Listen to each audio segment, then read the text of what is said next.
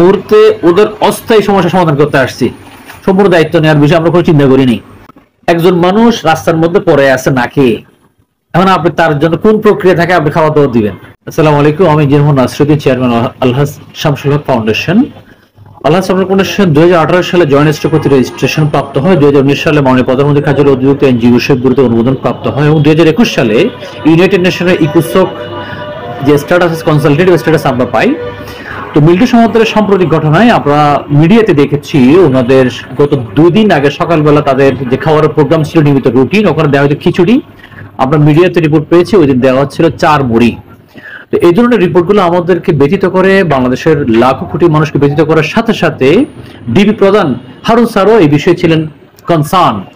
ওনার আন্তরিক তত্ত্বাবধানে নির্দেশনা অনুমোদন ক্রমে আলহাজ শামসুল হক ফাউন্ডেশন এই মিল্টু সমাদার সাহেবের child and old age care হোমের সাময়িক দায়িত্ব নিয়েছে, যাতে খাওয়ার দাওয়ার চিকিৎসার কোনো ধরনের ব্যাঘাত না ঘটে।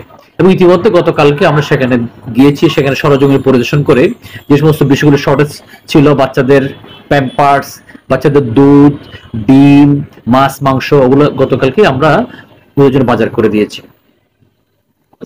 আনুমানিক কতজনের এস্টিমেট আপনারা হাতে পেয়েছেন? আমরা গতকালকে দেখেছি মিরপুর যেটা পাইকপাড়া রয়েছে সেখানে নারী পুরুষ রোগী ছিল 19 জন, বাচ্চা ছিল 5 জন, ওদের স্টাফ হচ্ছে 15 জন, 39 জন টোটাল।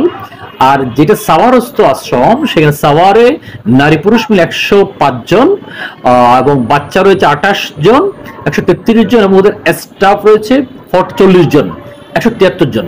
টোটাল মিলে 212 জনের জন্য এই মুহূর্তে অবস্থান করতেছে এবং ওদের জন্য আমরা উদ্যোগগুলো নিয়েছি। একজন মানুষ রাস্তার মধ্যে পড়ে আছে না খেয়ে, এখন আপনি তার জন্য কোন প্রক্রিয়া থাকে আপনি খাওয়া দাওয়া দিবেন না? যেহেতু আরেকটা শেল্টার থাকা অবস্থায় ওনাদের ওই শেল্টারের যে দায়িত্বশীল উনি যে কোনো কারণে ভিতরে আছেন, এখন এই মুহূর্তে ইমার্জেন্সি সিচুয়েশন, ইমার্জেন্সি অবস্থার কারণে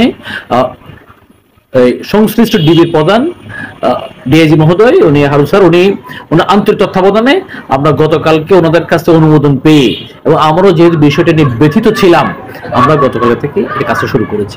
আচ্ছা, দায়িত্ব আংশিক বলা যায়, এটা কি সম্পূর্ণ দায়িত্ব নেওয়ার বা ওনার যে প্রতিষ্ঠানগুলো রয়েছে এরই মধ্যে এই সম্পূর্ণ দায়িত্ব যদি আপনাকে নেওয়ার কোনো কথা প্রসঙ্গ আসে আপনারা কি করবেন? ভাই, আমরা এই মুহূর্তে ওদের অস্থায়ী সমস্যা সমাধান করতে আসছি। সম্পূর্ণ দায়িত্ব নেওয়ার বিষয়ে আমরা কোনো চিন্তা করিনি। আমরা এই মুহূর্তে চলমান বৃদ্ধ বিদ্যাগুলো, বাচ্চাগুলো, নিষ্পাপ বাচ্চাগুলো যাতে খাওয়ার দাওয়ার কোনো সংকট না হয় আমরা ওইটা নিয়ে মনোযোগ দিচ্ছি। আর্থিক যে সহযোগিতা এটা কি সম্পূর্ণ আপনাদের ফাউন্ডেশন থেকে হবে না ওনাদের যে হিসাব নিকাশ আছে বা ওনাদের পক্ষ থেকে? দেখুন, ওখানে বেশ কিছু চাল, ডাল, তেল ইতিমধ্যে মজুদ আছে, কাঁচা বাজার, অন্যান্য আইটেম যেগুলো শর্টেজ ছিল তো ওগুলোই আমরা কিনে দিচ্ছি আলহাজ শামসুল ফাউন্ডেশনের নিজস্ব অর্থায়নে। ভবিষ্যতে এখানে যে কেউ অংশগ্রহণ করতে পারে, যদি কন্টিনিউ বেশি দিন চলে, আর বেশি না চলে দরকার নাই, 2, 4, 5 দিন, 1 সপ্তাহ পরে যেটা আবার যার দায়িত্বের কাছে যেতেও পারে সেটা। ঠিক আছে।